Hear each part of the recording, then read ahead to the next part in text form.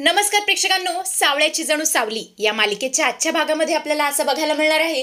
तर आपण पाहिलं की सखदेव, जयंती आणि एकनाथ हे मेहेंदळेंच्या घरी आलेले असतात सारंगला हरिनाम सप्त्याचं आमंत्रण देण्यासाठी.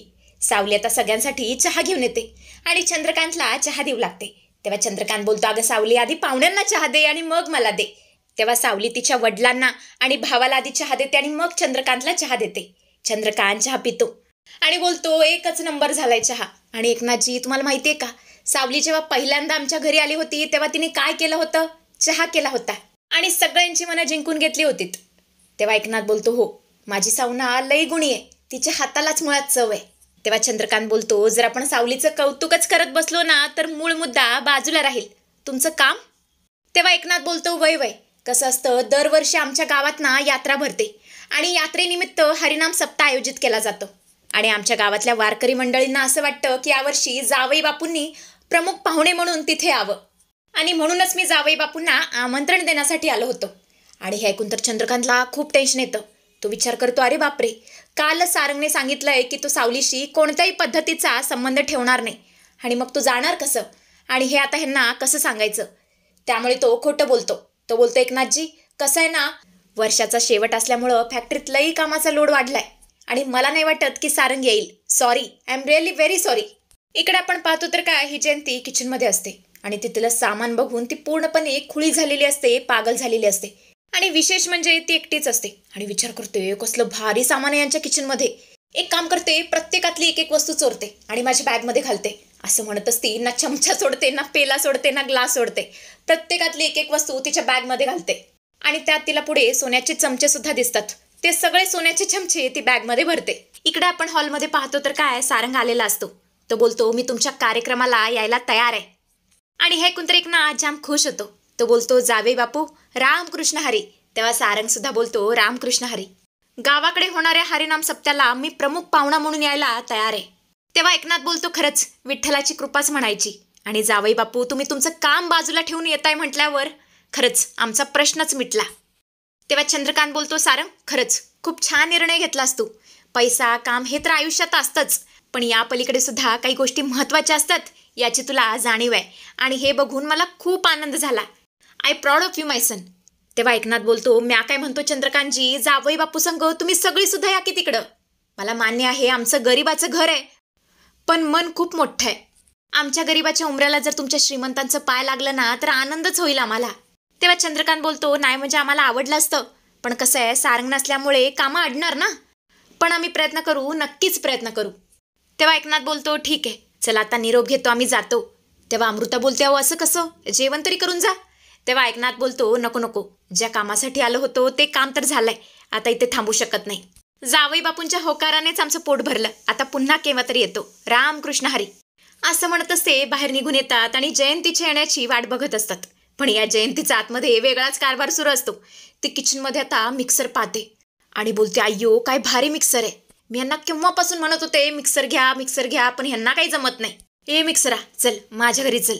असं म्हणतच ती मिक्सर सुद्धा तिच्या पर्समध्ये कोंबू लागते आणि तेवढंच मागून बबलू येतो आणि जेव्हा ती मागे वळ त्यांनी बबलूला पाहते, तिची चांगलीच टरकते. बबलू बोलतो, जयंती वहिनी, या घरातून कोणी जाणार नाही, ना माणूस ना वस्तू. जाणार फक्त तुम्ही, तेही रिकाम्या हाताने. आणि जर काय घेऊन गेला तर सारंग दादाला नाव सांगेन. अहो तुम्हाला लाज वाटत नाही? नशीब मी आलो. माझ्या जागी जर दुसऱ्या कोणीतरी तुम्हाला पकडलं असतं तर सावली वहिनींची काय इज्जत राहिली असती या घरामध्ये. या घरामध्ये CCTV कॅमेरे आहेत हे विसरू नका. जर नंतर कोणाला तर कळालं असतं तर सावली वहिनींची काय इज्जत राहिली असती. अहो जनाची नाही तर मनाची तरी लाज राखा. पुन्हा जर माझ्या हाती लागला तर जयंतीचं काय माहीत नाही, पुण्यतिथी नक्कीच करेन. चला पटकन तुमची बॅग खाली करा आणि इकडून निघा, सटकायचं. इकडे आपण पाहतो तर काय, सखदेव, एकनाथ बाहेर येऊन थांबलेले असतात. रिक्षावाल्याला सुद्धा बोलून घेतलेलं असतं आणि जयंतीची वाट बघत असतात. आणि तेवढंच तिथे जयंती येते. सखदेव बोलतो, जयंती अगं आतमध्ये इतक्या उशीर काय करत होतीस? तेव्हा जयंती बोलते, काय करत होते म्हणजे? तुम्ही काय गडबडीने बाहेर आला, पण त्या पोरीला 4 शब्द ज्ञानाचे सांगायला नको?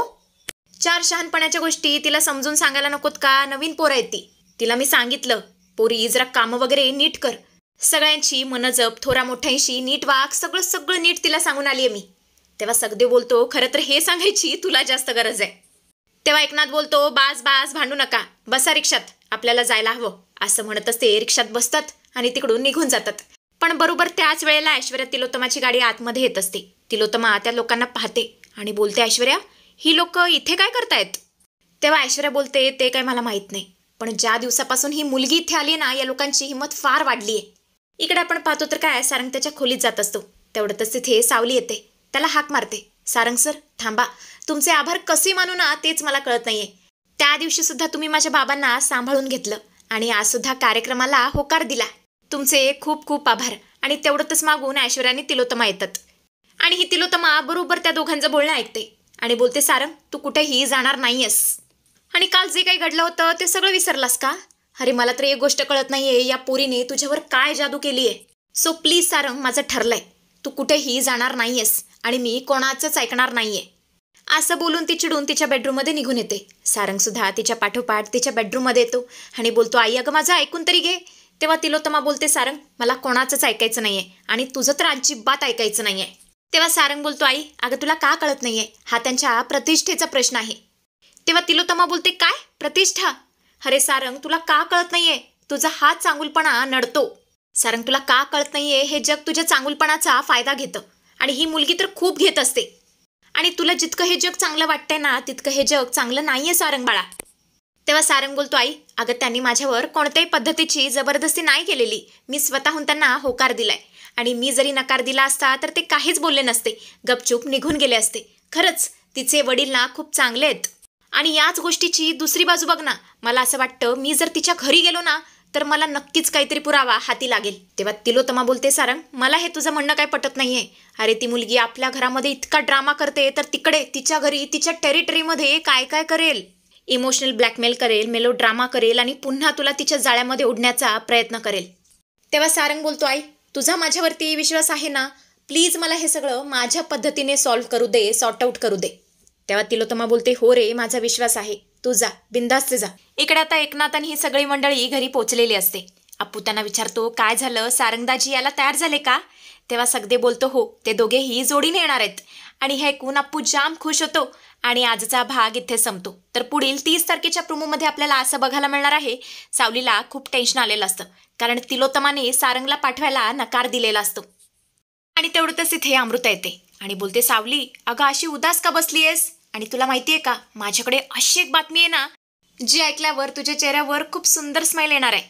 तेव्हा सावली बोलते, पण कोणती बातमी? तेव्हा अमृता बोलते, सावली आईंनी सारंगला तुझ्या घरी येण्याची परवानगी दिली. आणि हे ऐकून सावली जाम खुश होते. इकडे आपण पाहतो तर काय, सारंग त्याचे कपडे पॅक करत असतो आणि तेवढ्यातच त्याच्या खोलीमध्ये ही ऐश्वर्या येते आणि बोलते, सारंग पॅकिंग करतोयस का? आणि तुला जाण्याची फार घाई दिसतीये, अस्मीचा मेसेज आला का परत? तेव्हा सारंग बोलतो, वहिनी मला असं वाटतं आपण अस्मीचा विचार नको करायला, मी तिला सोडून दिलाय. असं म्हणत असतो ऐश्वर्याचा चांगलाच पचका करतो. इकडे आपण पाहतो तर काय, सावली रेडी होते बॅग घेऊन. हॉलमध्ये त्यांनी चंद्रकांतच्या पाया पडते आणि दोघे आता गावासाठी निघतात. तिकडे आता गावी गेल्यावर काय काय घडतं ते बघणं रंजक ठरेल.